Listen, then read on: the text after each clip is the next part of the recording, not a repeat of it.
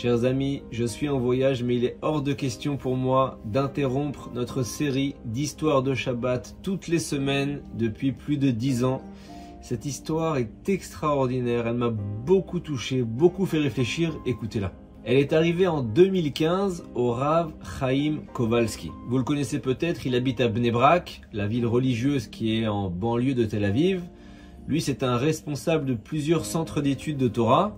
Et dans les kolélim de ce Rav, il y a une spécificité. On y étudie le Daf Yomi, c'est-à-dire qu'ils étudient tous là-bas une page de Talmud en plus de leur programme chaque jour. Et voilà qu'un jour, un homme qui s'appelle Yitzhak traverse l'une des rues de Bnei Brak, passe devant l'un des centres d'études du Rav Kowalski. Yitzhak s'arrête quelques instants, sa curiosité est attirée par les discussions typiques de Torah très animées dans le Beth Midrash, le centre d'études, les merveilleuses mélodies des yeshivot, car en effet, pour favoriser la mémorisation et la compréhension des passages complexes de la Torah, les étudiants de la Torah en Israël, notamment, répètent les sugyot, les sujets abordés dans des différents passages du Talmud, en les chantant. Et donc Yitzhak décide de rentrer dans le kollel, le centre d'études, regarder tout ça de près. Il est immédiatement saisi par l'ébullition qui règne dans le centre d'études. Le fait de voir tous ces étudiants étudier avec beaucoup de vigueur la Torah d'Hachem, ça crée en lui beaucoup d'émotions. Il regarde vers le fond de la synagogue et il voit là-bas un Rav qui conseille et oriente les étudiants vers de nouveaux raisonnements.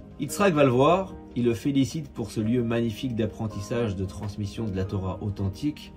Le Rav Kowalski remercie son visiteur surprise, ils échangent quelques mots et rapidement, pour capitaliser en quelque sorte l'intérêt du visiteur, le Rav lui dit, comme un bon commercial, mais de la Torah, tenez, voici mon numéro de téléphone, contactez-moi et nous étudierons 1 heure par semaine à distance. Yitzhak, il est flatté, il est touché qu'un Rav aussi important et érudit que le Rav Kowalski lui propose d'étudier en binôme, Ravruta, 1 heure par semaine. Après tout, les deux hommes, ils se connaissent depuis quoi ? Quelques minutes. Les deux hommes s'échangent leur numéro de téléphone. Yitzhak sort du Beth Midrash plein d'enthousiasme, plein d'énergie. Les jours passent. Yitzhak n'a toujours pas appelé le Rav. De son côté, le Rav Kowalski se souvient, lui, très bien de son visiteur et il se demande pourquoi l'homme ne l'a toujours pas appelé. Donc le Rav l'appelle pour prendre de ses nouvelles. Allô, ici Chaim Kowalski. Comment allez-vous? J'attends avec impatience qu'on étudie la Torah ensemble. Bonjour Rav, merci d'avoir appelé. J'ai un peu honte de ne pas l'avoir fait moi-même avant. Mais voyez-vous, j'ai oublié de vous dire que je suis un homme d'affaires important. J'attends mon jet privé pour un déplacement à Malte. Mais je rentre dans quelques jours. Il va falloir qu'on remette notre limoud, notre étude, à plus tard. Rav Kowalski, je précise, je le connais personnellement. Et quand il entend ça, il est très déçu au téléphone. Il dit « Dommage, je vous appellerai la semaine prochaine, alors bon voyage, Nessia Tova ». La semaine d'après, le Rav Kowalski appelle à nouveau Yitzhak. L'homme est bien rentré de son voyage d'affaires. Mais il a un agenda encore bien chargé et il n'est toujours pas disponible. Et la scène se répète, semaine après semaine. Le Rav Kowalski ne se lasse pas d'appeler Yitzhak, mais il se demande bien quel type d'affaires il doit gérer. Déjà qu'il se déplace en jet privé, alors qu'est-ce que ça doit être? Et effectivement, Yitzhak apprend que c'est un homme d'affaires de renom, immensément riche, multimillionnaire. Rav Kowalski ne l'envie pas du tout, bien au contraire. Il ne peut pas s'empêcher d'avoir un pincement au cœur pour cet homme qui n'arrive pas à libérer ne serait-ce qu'une seule heure dans sa semaine pour étudier la Torah. 1 heure dans la semaine. Et là, 10 ans sont passés depuis la rencontre entre Yitzhak et Rav Kowalski à Bnei Brak. Il ne s'est pas écoulé une semaine, sans que le Rav n'appelle inlassablement le millionnaire pour étudier 1 heure avec lui, mais à chaque fois l'homme d'affaires lui fait la même réponse. Mon agenda est plein, je suis en déplacement à Singapour pour affaires, j'ai un gros contrat à New York, ceci, cela. Un jour, le Rav Kowalski est au kollel. Son téléphone sonne, c'est Yitzhak. Quelle surprise! C'est l'une des premières fois que c'est le Rav qui reçoit l'appel et pas l'inverse. Le Rav Kowalski décroche, Yitzhak parle. Allô Rav, vous allez bien? Vous allez être content, j'ai enfin du temps pour étudier avec vous, j'aimerais qu'on rattrape ces années perdues, est-ce qu'on pourrait faire 2 heures par semaine? Le Rav Kowalski n'en revient pas. 10 ans après qu'Yitzhak soit rentré par hasard dans son kollel, enfin va commencer son étude avec lui. Le Rav ne peut pas s'empêcher de lui poser une question que vous vous posez vous-même sans doute. Il lui dit, Baruch Hashem, Dieu soit loué, je suis ravi qu'on commence, mais je suis obligé de vous poser une question. Comment ça se fait que vous avez attendu aussi longtemps pour commencer notre étude? J'espère que vos affaires vont bien, tout va bien, vous continuez à vous déplacer? L'homme d'affaires marque un petit temps d'arrêt. Il reprend la parole avec une voix un peu triste. Il lui dit, regardez Rav, on m'a diagnostiqué une maladie et pas une petite, un cancer. Alors entre les chimiothérapies, je dois me reposer et j'ai enfin du temps disponible.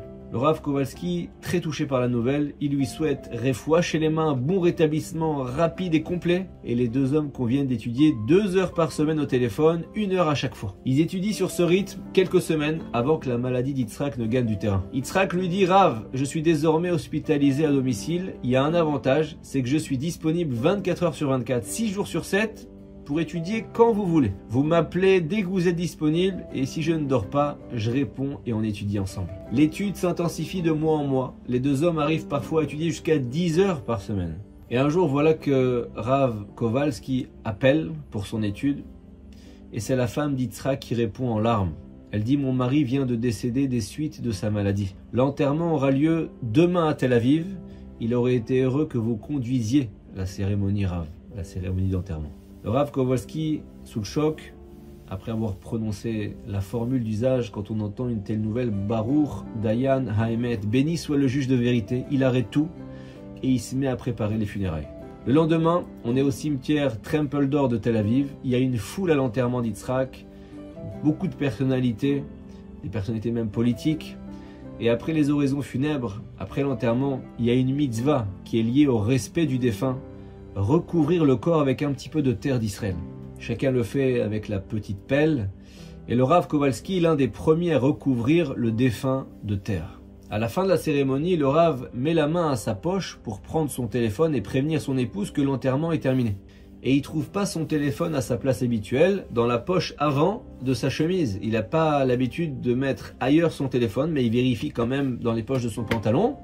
Ensuite, il cherche dans sa veste, toujours rien. Il regarde par terre, il n'y a rien. Le Rav Kowalski demande à une personne présente de l'appeler pour retrouver son téléphone. L'homme compose le numéro du Rav et on entend faiblement la sonnerie. Quelques instants plus tard, le Rav découvre que la sonnerie provient de la tombe. Comment c'est possible? Il se trouve qu'en fait, quand le Rav s'est penché pour recouvrir la tombe de terre, c'est vrai que c'est le cas, on se penche, son téléphone est tombé de la poche de sa chemise avant, directement dans la tombe, sans que personne se rende compte. Vraiment, ça peut arriver, pour ceux qui ont participé à des enterrements juifs. Il faut dire que le Rav n'a pas de gros smartphone, mais un petit téléphone cachère basique. Un petit téléphone, ça tombe facilement, on s'en rend pas compte. La femme d'Yitzhak, qui est restée devant la tombe, observe la scène, et elle s'exclame devant l'assemblée, écoutez bien. Elle dit, mon cher mari, tu étais incroyablement riche dans ce monde, c'est vrai. Tu laisses des fortunes, des comptes en banque à profusion, des immeubles, des voitures, des matières premières, des métaux précieux, des monnaies étrangères. Mais finalement, tu repars dans le monde de vérité sans rien de tout ça. Sauf une chose, tu pars avec. Ce téléphone de ton Rav, grâce auquel tu as étudié la Torah pendant 1 an. Et l'assemblée, et j'en tremble moi-même, elle est bouche bée devant ces paroles très très fortes de l'épouse du défunt. Ces paroles, elles sont inscrites dans les textes sacrés du judaïsme, mais ils ont eu l'occasion de les vivre. Kohelet, l'ecclésiaste, nous dit qu'un homme s'en ira tel qu'il est venu, et il ne prendra rien du fruit de son travail qu'il puisse emporter dans sa main. Sous-entendu qu'un défunt ne prendra avec lui dans l'autre monde rien de matériel. Et les pires cavotes, les maximes des pères de nous dire qu'au moment où l'individu quitte ce monde, ce ne sont ni son argent, ni l'or, ni les pierres précieuses, ni les perles qui l'accompagnent. C'est seulement la Torah et les bonnes actions. Lorsque tu reposeras dans le tombeau, la Torah veillera sur toi. À ton réveil dans le monde futur, elle sera ton discours. Dieu nous dit, c'est à moi qu'appartient l'argent, c'est à moi qu'appartient l'or. On voit également dans cette histoire la ténacité du Rav, qui pendant 10 ans, tellement conscient de l'importance de la Torah, n'a pas renoncé à appeler chaque semaine Yitzhak pour lui donner les mérites éternels de l'étude de la Torah. Shabbat Shalom.